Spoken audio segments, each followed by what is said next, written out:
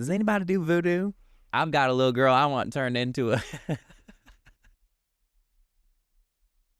I have a girl I want turned into a possum tonight. That's how I've been feeling lately. Something has shifted the past 2 weeks because, okay, I know, I'm not gonna be that person. I did go to Coachella, right? It was my first time, and let's just say that, like, I really tried to embody and channel the Vanessa Hudgens Coachella era. Like, I really wanted to feel free. Put your headphones on. Like, I just wanted to feel free on the streets. I wanted to get sand in my hair, sand everywhere, honey. There was sand in cracks and crevices that I did not think sand could get into. It somehow found the password this weekend.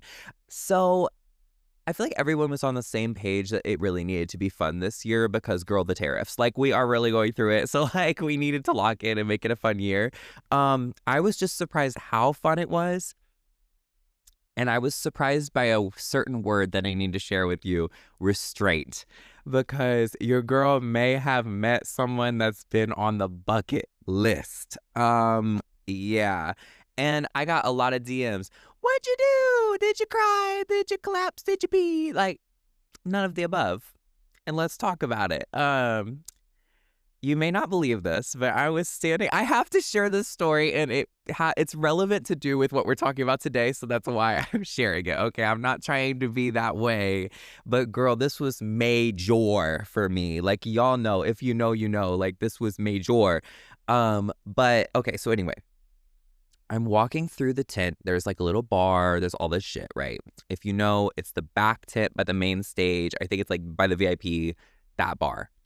So I'm at the tent and I'm walking past because, you know, baby, it's 3 p.m. I don't need a drink yet. You know, like, it's 3. Like, that's still my father in Christ. That's still the Pope hours. May he rest in peace. But you know what I mean? Like, you don't drink at 3 p.m. unless you're really crazy. See, I'm just not a day drinker. That's just not my tea, you know, but whatever. It was my tea every other hour besides 3 o'clock. Let's talk about it. But so anyway, I'm sitting there, right? And we're about to walk by. We're about to go charge my friend's phone. And out of the corner of my eye, baby, we're talking all of a sudden I got 20/20 vision. I have to squint when I see the menu, but all of a sudden I can see clearly now. I saw in the distance an arm of tattoos. And baby, oh, it's on your heart like a tattoo. I knew who this was. I just knew, like, something spiritually just knew who the fuck this was.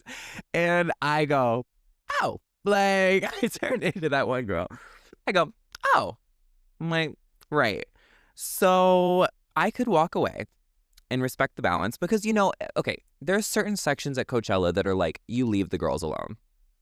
You know what I'm saying? And like, that's hard for me, trust me, because like I've been in rooms before where I see people that I'm like, oh my God, it doesn't even have to be celebrities. It's like, it's that TikToker that I love her outfits, or it's that TikToker that he cooks salmon.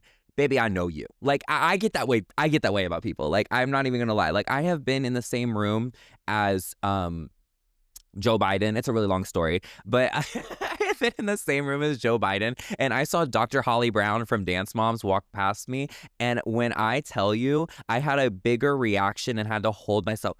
I had to hold myself back because I wanted to go to Dr. Holly and be like, oh my God, but I was like, girl, let's be calm. Girl, be calm. I felt a bigger reaction with her than the president. And that tells you something because, like, when you are really a fangirl, you're a fangirl. So back to this bitch that had a lot to say about me. Back to me standing at the bar, right? So keep that in mind. Out of my peripheral, I see those tattoos. And I look at my friend and I go, and she goes, it was on. It was on like Donkey Kong. So I then go to the bar and proceed to order a drink. Oh, and when I tell you the drinks were not cheap there. So honey, I'm like, I'm about to drop $20 just so I can get a better look out of my eye. Because if I walk up and it's a doppelganger, baby, I'm leaving. I don't care who the fuck the headliner is. I'm leaving. It was Gaga's day, mind you. Anyway, so it was the first day. It's only my third day. It was literally my first day. It was my first fucking day and I got hit with this. Only in Los Angeles, only in Indio, California. I'm like, okay, wow. Like, really? Like, you're going to hit me out the gate with that? Also, I smelled good. Let's talk about it. Let's talk about it while we're fresh, because I snuck in perfume. Do not report me. Do not report me. Because I didn't sneak in anything crazy, okay? I didn't sneak in nothing bad. I stuck in perfume. So I took my glasses case and I put a little perfume roller ball. So that's the first thing I did. I ordered a $20 drink so I could be close in this peripheral, and then I put spritz of perfume on. Who the fuck am I? It's like when you used to snatch a cat before you went to One Direction because you were wondering if they were going to put you on stage. I'm like, let me just smell good just in case. I pop sticker on, man. Girl, I freshened up. I freshened up while I'm waiting for my $20 drink. And I see that he checks out. And I go, my God. My friend storms the Capitol. She storms to the bar and holds my drink. A real motherfucker. Let's talk about that. A real motherfucker. And my best friend, Indy, I just want to give her a shout out right now because she held it down, Fort Knox. Like, it was crazy. So she goes and rushes to get my drink because I go, no. Don't walk away. I turn around. I just face him. And I go, hey. And he goes, hey. But there was some seasoning on it.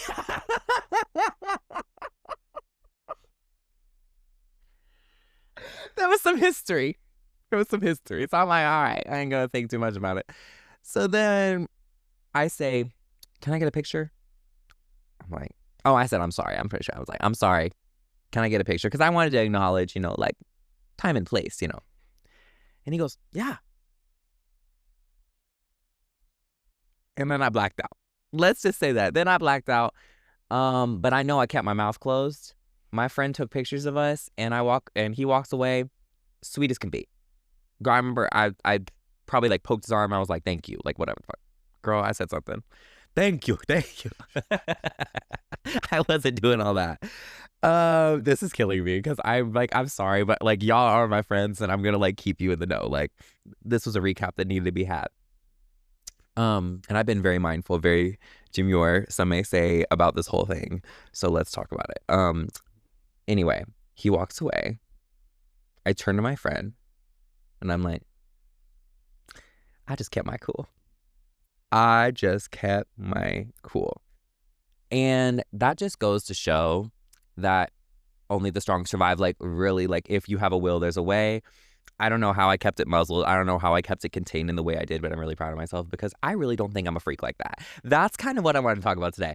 When you are so like verbal, like out loud about these men, we get in public and then we shaky knee. Like, we're like, I'm just like you. I'm just an ordinary girl. Like, cause I truly felt like, hey, I was cooler than that. But I definitely wasn't being like, like in the way that I believed that I would be. So that leads me to say that I gotta do, like, in the video games where they got the boss mom, the sidekick, and then you gotta kick them all, and then you got the big boss, the final boss. Final boss is Mr. Lordy. And I know that if I got in that room, baby, I would be speaking hieroglyphs. Like, I would be talking pigeon, falcon, bird, motherfucking pyramid, levitate off the floor, turn gold, blue, and then all of a sudden I'd be looking at him, my pupils be all white. He'd be like, all I said was hello. I don't give a shit. Because I will keep my cool meeting anybody. I've met TikTokers. I've met musicians that I love. I've made eye contact with Beyonce Knowles Carter at the damn concert. And yes, my chest got tight, but I didn't act a fool. Let's talk about it. But if Mr. Alordi walked in the room, I'm sorry, but all bets are off. If you know, you know. I thought Vinnie was at that caliber for me of like, oh my God, I don't know how I'd be. But then I was like, oh, I just was, and I'm fine. Like, you know what I mean? Like, so let this be known that online hot still translates to in person, but your online thirst doesn't always translate. Like, you know what I mean, girls? Like, a lot of times you think like, I can't meet up with that man because I'd rip his balls off. Like, about anybody you think's hot. It might be like somebody in your class that you think is hot, or somebody like on the street you think is hot, or somebody in your building, like whatever the fuck. You're not really that way. you're not that girl. Like, you know what I mean? You're that girl up here, but like when it comes out your mouth, like we know better. Like we were raised Catholic. Like we know better than to like act a damn fool. And I'm really like proud to report that like restraint and like rehabilitation is possible, and like it wasn't as bad as you would think it would be. So this like goes to you, like meet your heroes, like meet your crushes, meet your thirst list, and like let it rock. Like, you know what I mean? Kid Rock. Well, not too much.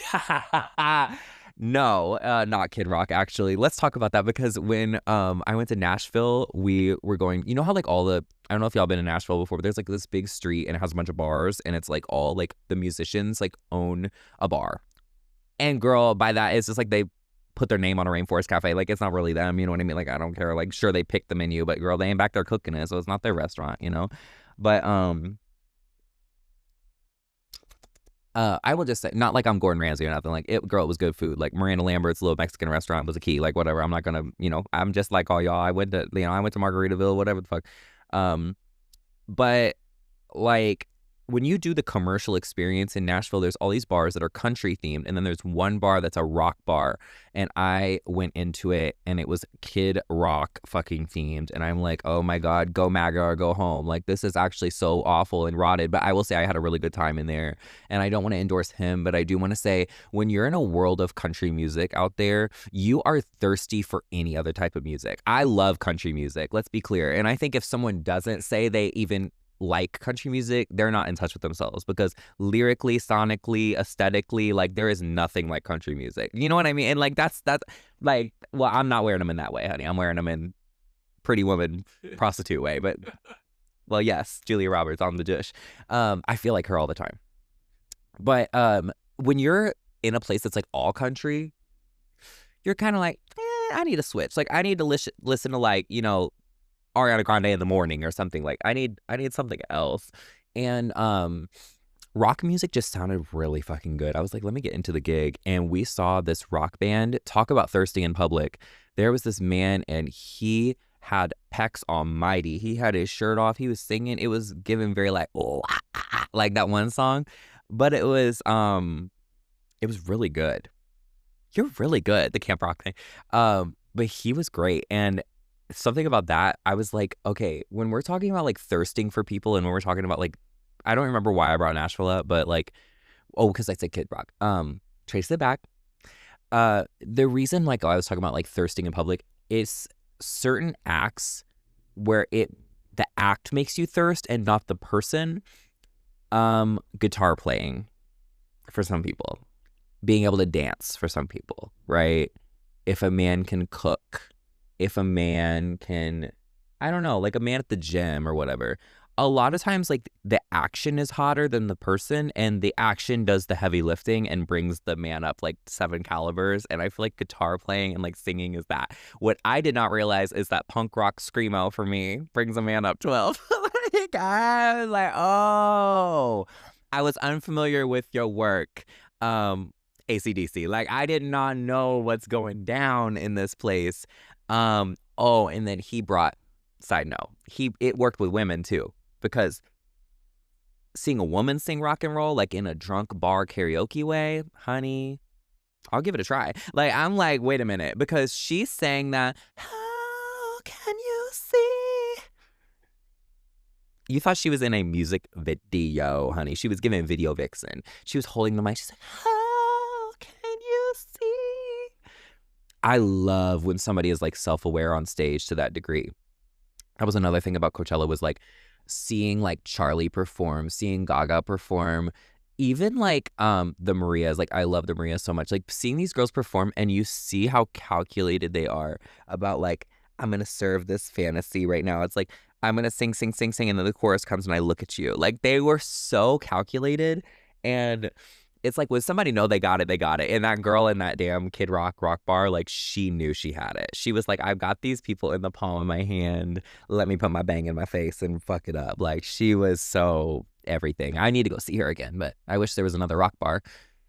So if you know Nashville, let me know if there's another rock bar, because I would definitely hit it. But yeah, another thing that was like a huge deal about this kind of like thirsting discovery is I kind of thought about it and I was like, the conversations that we're having in public and like the conversations we're having like at brunch or whatever, where we're like really thirsty over somebody and we're like, I want him to throw me under the table and fucking pour water on me, you know, like all this crazy like feral shit. I was like, low key, if I heard a man out of context saying that on the street, I'd get out the pepper spray.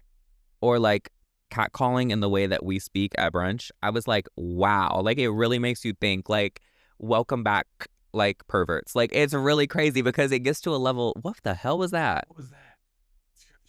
And no, it sounded like a drone was coming in here.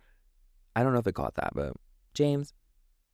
No, I was just thinking about it and I'm like, oh my God, some of the shit we say in like public is actually insane. Like I have not been watching my filter in public and like I don't say anything crazy about like I don't know. Like it feels like it's like a journal. It's like almost like a man walks by and I'm just like, damn, I want him. Like in theory, that's fucking crazy that I just said that out loud. But I'm just like, it's like The Sims. I'm like, nobody gives a fuck. You know what I mean? But whatever. But if I heard a man on the street be like, I want you, I'd be like, oh my God, girls, pepper spray him now. Like, get him now. Tackle him. Like, it's crazy because it's really a double standard and we need to talk about that. Like, sometimes we need to like watch what the fuck we're saying because like, girls, we get so comfortable with each other and then we start talking up a storm at the restaurant and I'm like, these are people too. Like we need to respect, and chances are he probably has a girlfriend. That's the other gag. That is the other gag, is you finally shoot your shot like the old fashioned way and you're like, leave your number on the receipt or whatever. It's like, sorry, GF. Gluten-free? Like what's GF mean? I'm putting it up, you're putting it down. We've been flirting the whole meal and now when I leave my number, girlfriend. What about it? Like, you want to be my girlfriend? Like, I don't. If I was your girlfriend, like, what? The hit single? Like, what are you talking about? Because it's like, oh my gosh, I just hate that so much. I hate when you have like you really hit it off with somebody, or like you really get close. Like, I swear, it'd be like the most romantic nights ever. It's like I could show you the world. Like, you have a whole fantasy together, and then it either ends with I don't live here. I'm with my friends, or I have a girlfriend. I swear to God, why do those lines drop at the bar at the very end of the most magical conversation you've ever had? Have you noticed that? Or like you hit it off with the waiter, or like you hit it off with the bartender or something.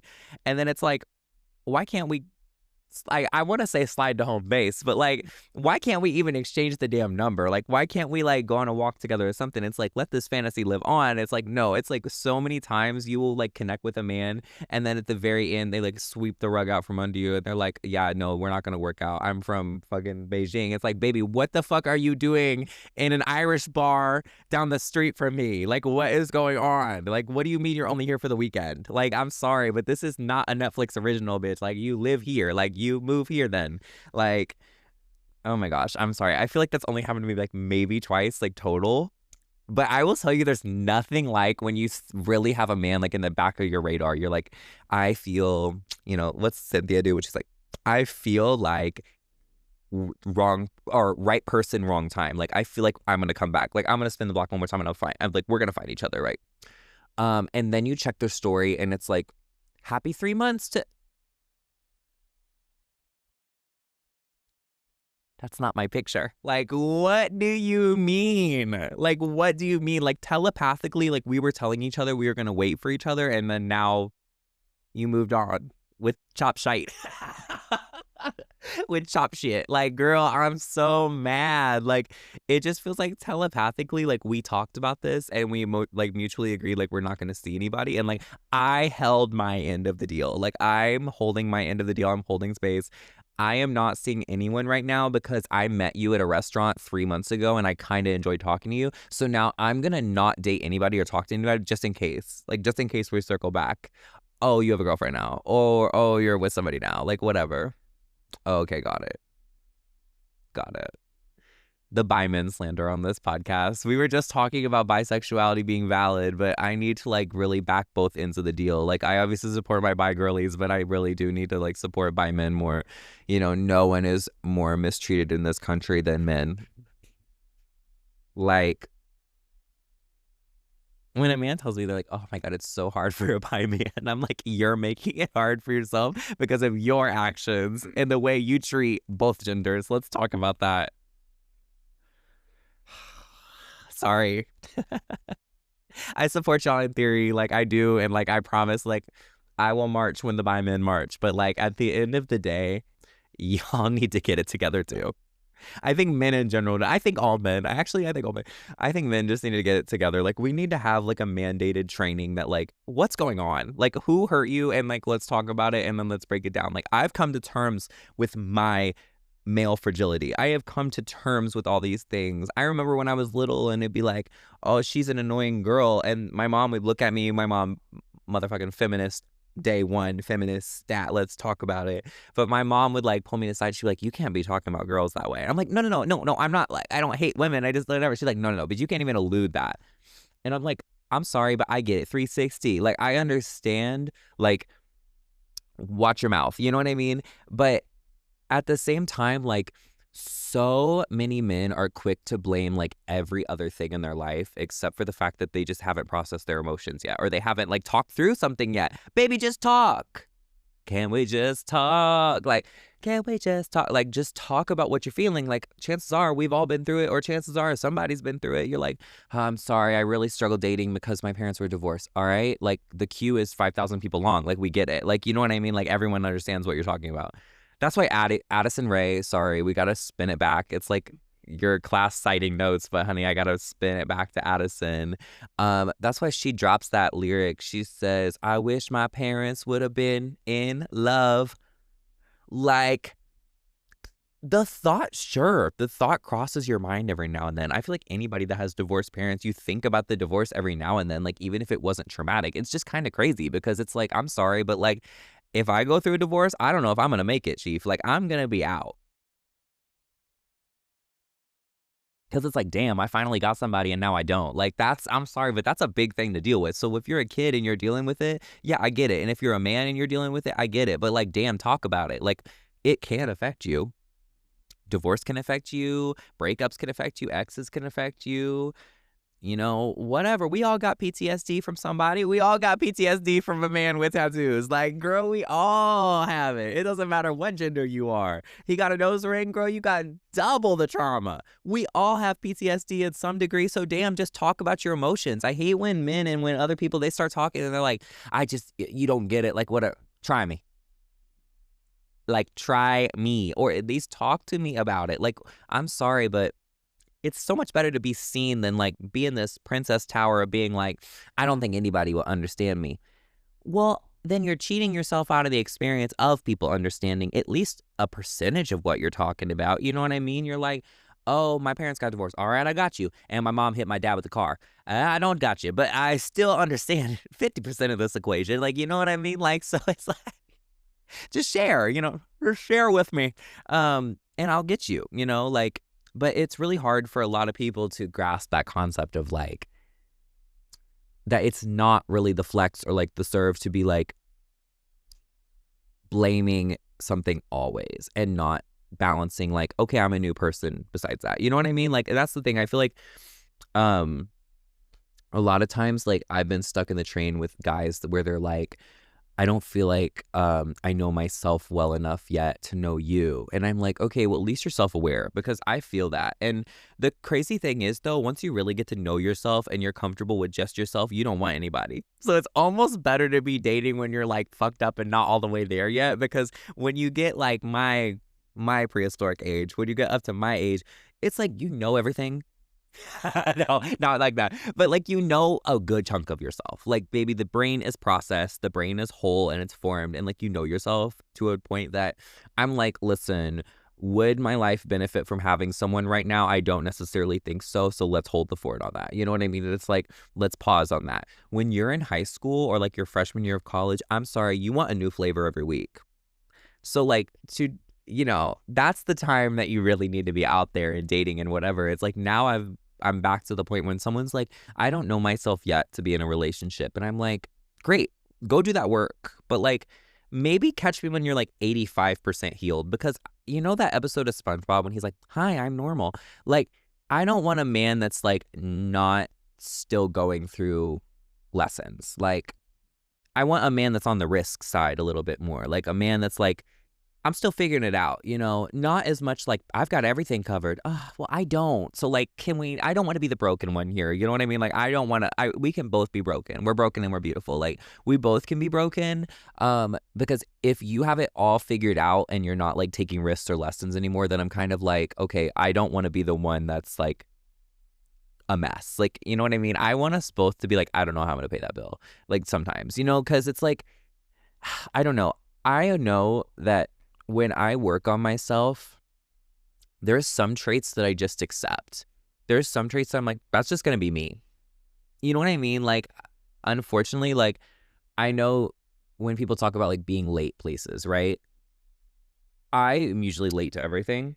I know when not to be late, but I don't think everything you need to be on time for. Does that make sense? Like, if someone invites you to like, for example, like a club event or like a party or something like that, if it starts at 9, I'm either going at 8:30 because I love you and I want to help you set up and whatever, or I'm showing up at 10, maybe later. Like, that's the two options there. And if you tell me you don't need me to come early, then I'm not coming at 9:01. Because that to me is not the vibe for that. You know what I mean? So like when I say that I'm a person that's late to everything, I am aware that that's a flawed trait, but I'm also not going to completely fix it. Like low key, I want to have flaws. Like that's kind of like gorgeous to have like, okay, I have some things about me that I'm aware. Like for example, like I cannot see. Like I am literally like, I can't see far at all. And that's like a trait of mine. I'll wear my glasses occasionally, but also I'm just comfortable with that being my bad trait. When people like make a joke with me and they're like, oh, you can't see that. And I'm like, no, I can't. Not like, actually, I'm wearing contacts right now and 8 glasses and I can see it. And it says chicken sandwich $16.99. Like, I don't want to be that girl. I want to be the one where they're like, let me help you see this. And I'm like, oh, okay. Like, whatever. It makes you feel so dainty. Like, when you have little flaws about you and it's like people like, you know, kind of joke around, like, whatever. Like, oh, you know, remember that time you overslept? It's like, yeah, girl. Like, whatever. Like, I don't know. I live for it. So, I don't know. The thing is, like, I want a man that just knows he's flawed and is like okay with some parts of it, wanting to work on some part of it, whatever. I don't want a man that's completely healed and perfect and whatever. And I also don't want a man that blames everything on his flaws. Like, I think you have to find that happy medium. But like for me, what you're looking for isn't someone that's in perfection. Like realistically, no one is in perfection. And I think I'd be really scared if someone came up to me and they're like, I feel great. Like I'm 100% great right now. I'd be like, what, I guess, I don't know. Like, I don't know if that makes me like a really like, is it optimist or pessimist? Okay, like pessimist. Like, I don't want to be like a pessimist, but it's like, I always want to know like the good and the bad of like everything. You know what I mean? Like, okay, it's really sunny out today and that's awesome, but I might get sunburned. So let me get to terms with that. If I'm just like, oh my God, it's a sunny day and nothing could go wrong. Like, what the hell? What kind of happy tree friends bullshit are we talking about? Like, girl, those are the days you're going to get hit by a car when you're talking about everything in the world is perfect. Like, no, actually. I know the reality of the situation. And sure, you can look at a glass half full, glass half empty. We're like, yeah, it's really sunny out. And also, oh my God, it's too damn hot out.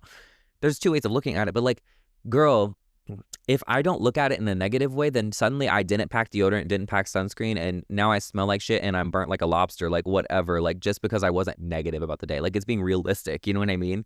And I've just realized that about people too. Like I love people's flaws. Like obviously as long as I'm not like in immediate danger or anything crazy, like you know what I mean? But like I love people's flaws. Like when they talk to me and it's like, yeah, I'm this and I'm this. And also I eat it. I eat at 3 a.m. I have 3 a.m. snacks. I'm not like, oh, wow. I'm like real. Hey, real. And thank you for sharing, because now you're realer to me than earlier, because earlier I just thought you ate lunch and dinner and maybe breakfast. And now you're sharing with me that you have a fourth meal every day at 2 a.m. I'm like, you're real as hell. And like, I love you. Like, because now you're separated from the pack because you were like brutally honest about your like flaw with me. I don't know. You know what I mean? Like, that's like really connected me with people. And it's kind of funny that we started the episode about like people being like flawless and like this idea of like thirsting over people in public and how they're just ordinary girls. Like it's okay. I just love that not getting caught in the spectacle of this like perfection thing right now.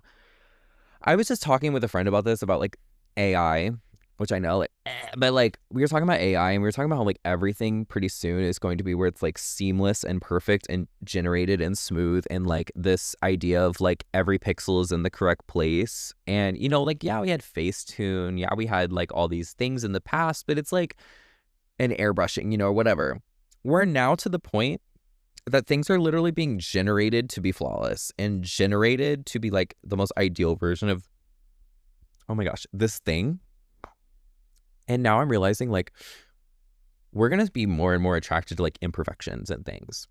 Like, I know that a person iced this cake and not a computer because they accidentally brushed their hand on the icing in the corner, or like they misspelt that word with icing. You know what I mean? Hear me out. Like, that to me is way more comforting than this idea of like a screen printed, like AI generated ass like mural on a cake. Like, yeah, it's perfect, but like, who did this? Who cooked here? Like, literally, who cooked here? Like, a computer cooked here. And like, I just love this idea of like human imperfection that like computers can't do. Like, I feel like that's so, like, I'm watching Black Mirror right now, and I just watched that episode yesterday about like the AI generated like little like fucking play game thing. Baby, like, that's the reality though, is it's getting to the point where it's like imperfection is in, imperfection should always be in, and like, let's get back to being like real about ourselves. Not willing to work on ourselves, and not to the point where it's like I'm perfect in every way because I'm imperfect. No, I get it. Like, whatever. Like, don't say like bad behavior is in. Like, no. But like, it is in to be like, this is the real.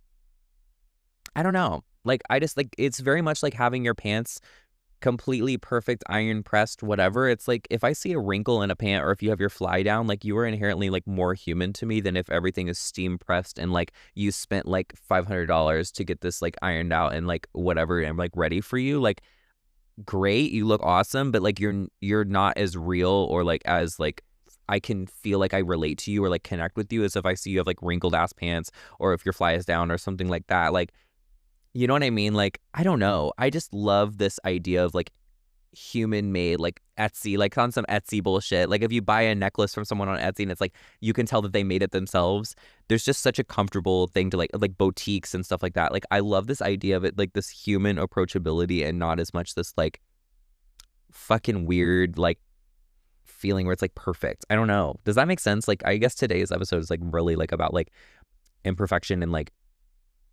self-awareness and all that shit. Like, I don't know where we're at. We're like at a reflective place. I'm kind of on my come down, low key.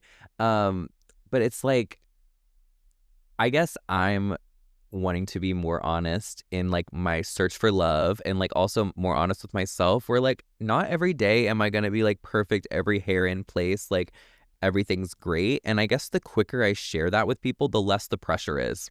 Like, I know that sounds really dumb, but like, honestly, it's like, if you already know it's not 100% like perfect in your mind or whatever, I would just rather be upfront about it. Sorry, I'm gonna be wrinkled up tonight. Versus showing up and being like, I'm perfect, and everybody's like, girl, you're wrinkled. It's like, no, it's like you're embracing that. You know what I mean? And I guess like the way I've been describing it, like, I just want to be around people who get it. And by get it, it's like reflective, self-reflection, all that, but also like willing to just be like, girl, there's things about me that are like not the tea, and they're kind of fucked up, or they're kind of like messy because I'm too messy. Like, she gets it.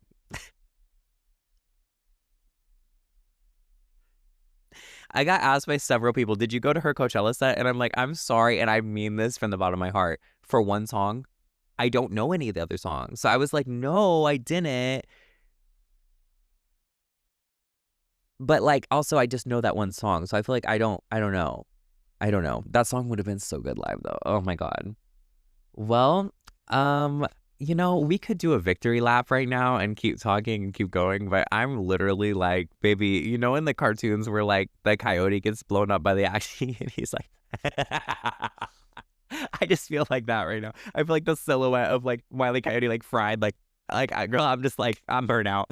No tea. Like, girl, I'm talking for y'all. I'm having a marathon right now, but I'm trying to paint. I painted a lot of pictures today. But I hope somewhere in this we had a ball together. what was I gonna say? Oh, also I got the mustache back, and like if you made it this far, like can you tell me if we should keep it or not? Because I will read the comments. Don't write anything too nasty, please, or too profane. My mom does watch this channel, but let me know. I'm curious, and let me know your musings. A couple questions. Do you think you would do Coachella? And if you do it or would do it, would you camp? That's the question. And number 2, do we keep the mustache or not? And number 3, would you go to a concert if you just knew like 1 or 2 songs for the person and you had to pay for the ticket? Clock it. If you got in free, that's different. Honey, I will go see the Wiggles for free. Like, I will go see Bear in the Boo Boo House, honey. I'll go see whoever we need for free. Like, I don't care. I've been to many concerts for free where I'm like, I don't care who they are. I'll go. Or like under that $20 threshold. So answer me that, because we were just talking about I'm too messy if we would see her just for that one song. But anyway, so much love. XOXO. Very fun today. And I will see you in 2 weeks. Okay, bye.